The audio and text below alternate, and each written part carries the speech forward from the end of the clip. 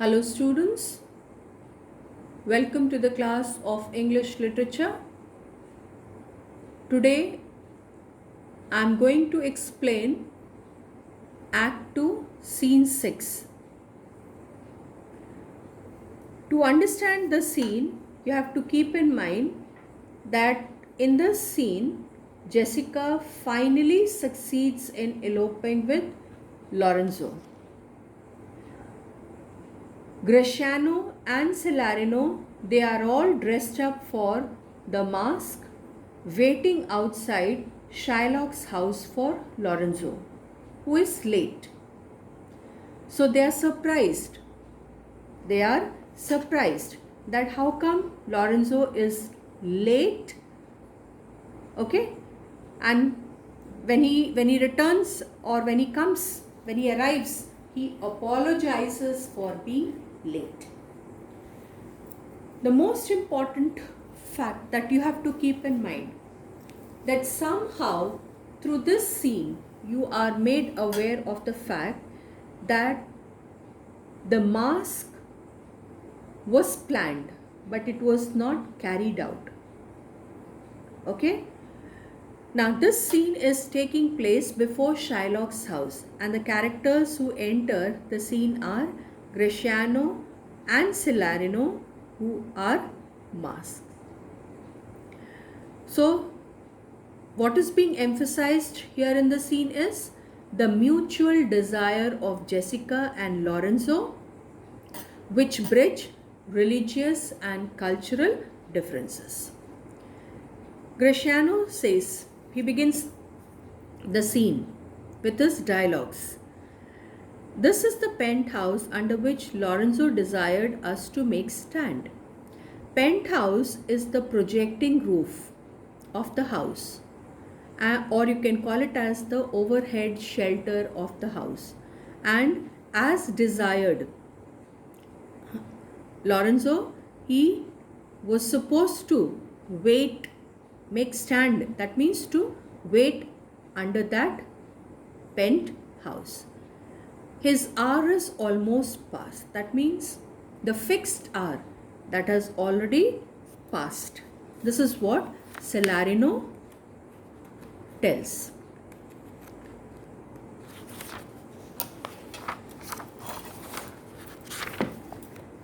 Then you have Graciano saying, and it is marvel he outdwells his hour, for lovers ever run before the clock. Now Graciano is surprised. By this line of Graciano, you come to know the fact that Graciano is surprised for the delay of Lorenzo, because normally it is seen that lovers, they never delay than the appointed time. So lovers are very punctual in reaching the spot before time. Oh, 10 times faster Venice pigeons fly to seal love's bonds new made than they are wont to keep obliged faith unforfeited.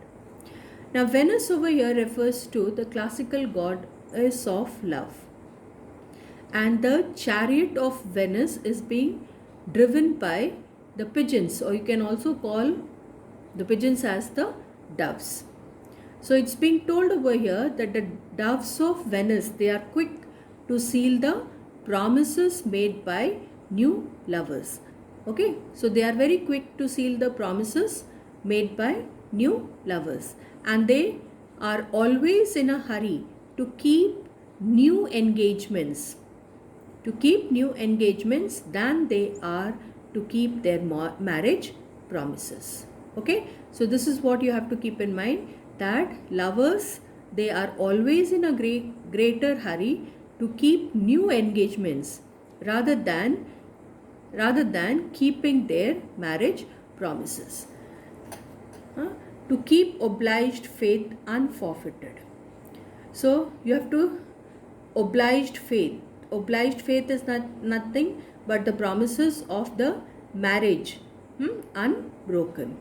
Graciano, that ever holds who riseth from a feast with that keen appetite that he sits down, where is the horse that doth untread again his tedious measures with the unbated fire, that he did pace them first, all things that are with more spirit chased than enjoyed. Let's discuss till here. So Grishano says that ever holds. That means he is saying that is always true. What is true? Who riseth from a feast with that keen appetite that he sits down. So he is quoting an example of a person who leaves the banquet with the same appetite, hunger. With the same appetite, that is the hunger. Or in simple sentence, you can say that a person with whatever hunger sits to have the food, leaves the banquet with the same hunger, then he's saying about the horse that doth untread again. So untread again means retracing their steps. So he's asking, where is that horse that retraces their steps? His tedious measures over here refers to boring steps in formal riding exercise. So his tedious measures with the unbated fire, that is undiminished spirit, that he did pace them first. Pace them first means perform them first. So he is asking first, in the first two lines he is telling about a person who rises or leaves the banquet with the same appetite as that with which he came to have the meal. Secondly, he is telling about the boring steps of the horse. Okay, boring steps of the horse in the formal riding exercise and the undiminished spirits. All things that are with more spirit chased than enjoyed.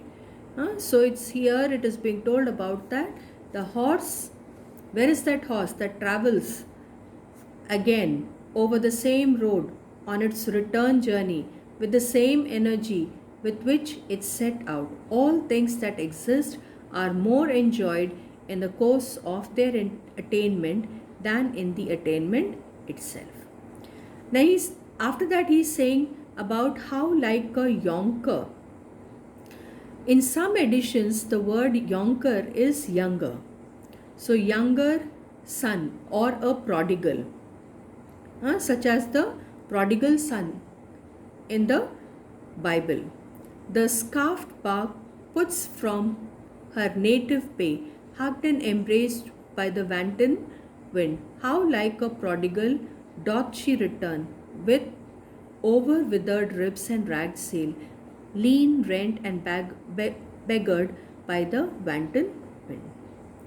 Now in these lines it's told about how like a yonker or a prodigal. Literal meaning of the word prodigal is spendthrift. So how like a younger son, or a spendthrift. There is a comparison made here between a young son with that of a ship. Okay, so that scarfed bark puts from her native bay. So the ship that was decorated with flags, okay, puts from her native bay. Native bay means native place, native land, hugged and embraced by the wanton wind. So the ship when it left its shore to have the voyage, it was decorated with flags. Okay, when you have to remember that Grishano is saying about the ship when it sailed out from her home port. That time the ship was decorated with flags. And During the voyage, what happened to that ship? The uncontrolled wind. The uncontrolled wind, what it did? It destroyed, or it destroyed the flags and the ship herself also. Now, I have used the word herself. You have to remember that the comparison is made with that of an unfaithful woman. Comparison is made with that of an unfaithful woman. So, reference is to the prodigal son who wasted his money on bad omen. And second reference is the unrestrained wind. Uncontrolled wind. How like a prodigal doth she return. So just like a spendthrift, you take an example from your day-to-day life. When a person begins the race,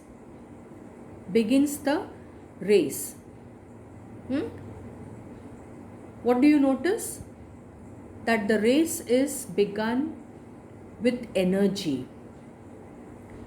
But when the same person is about to complete the race, is he left with the same energy that he started the race with? No. The energy is reduced. Similarly, when the ship left the shore, or when the ship left from her home port, it was beautifully decorated with the flags. But during the voyage, the stormy winds, what did they do? They had caused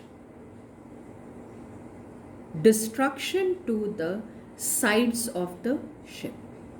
They have caused destruction to the sides of the ships. So you will find here in this line it is being told, over withered ribs and ragged sails. Ragged sails are nothing but the tattered sails, lean, rent and beggared by the wanton wind. So the ship was badly affected. The sides were torn. The ribs were weathered. And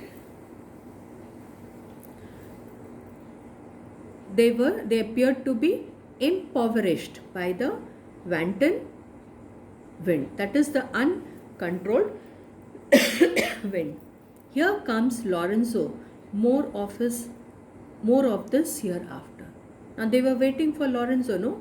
So Lorenzo comes here and it is being said, more of this hereafter. Enter Lorenzo. Sweet friends, your patience for my long abode. Not I, but my affairs have made you wait.